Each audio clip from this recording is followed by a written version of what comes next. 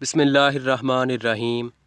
ایک دن بہلول دریائے دجلہ کے کنارے بیٹھے گیلی ریت کی ڈھیریاں بنا رہے تھے اور ہارون رشید کی چہیتی ملکہ زبیدہ اپنے محل کے جروکے سے بڑے انہماک کے ساتھ انہیں دیکھ رہی تھی۔ وہ مٹی کی ڈھیری بناتے اور پھر خود ہی اسے مسمار کر دیتے۔ ملکہ جروکے سے اتری، اپنی سہیلیوں کے ہمراہ دریا کے کنارے آ گئی اور پوچھا، کیا کر رہے ہو بہلول؟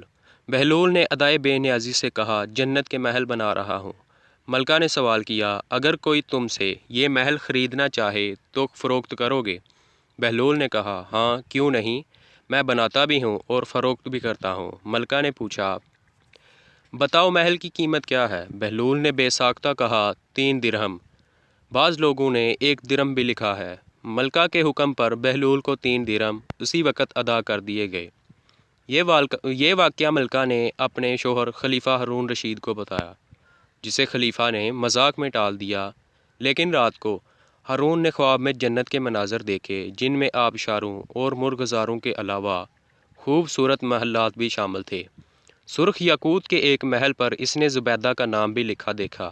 ہارون نے سوچا، دیکھوں تو صحیح، کیونکہ یہ میری بیوی کا گھر ہے۔ وہ محل میں داخل ہونے کے لیے جیسے ہی دروازے پر پہنچا، دربان نے اسے روک لیا۔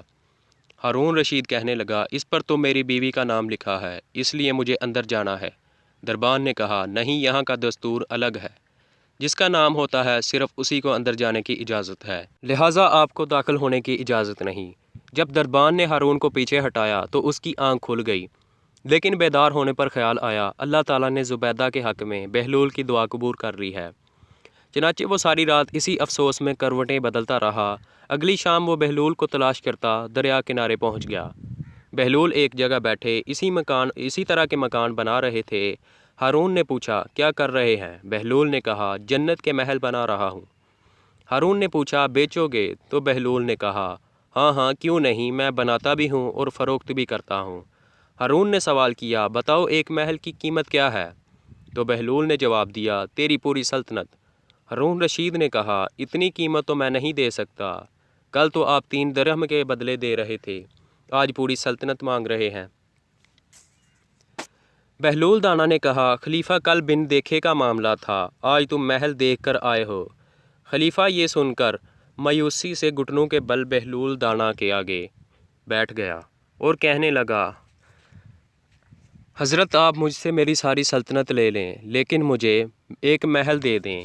جب بہلول دانا نے خلیفہ کی عاجزی دیکھی تو کہا کہ میں تمہاری اس سلطنت کا کیا کروں گا؟ اس دنیا کی محبت تو بہت سے گناہوں کی جڑ ہے۔ جاؤ اپنی سلطنت اپنے پاس رکھو، میں اس محل کو تمہارے لیے بھی 3 درہم میں فروخت کرتا ہوں۔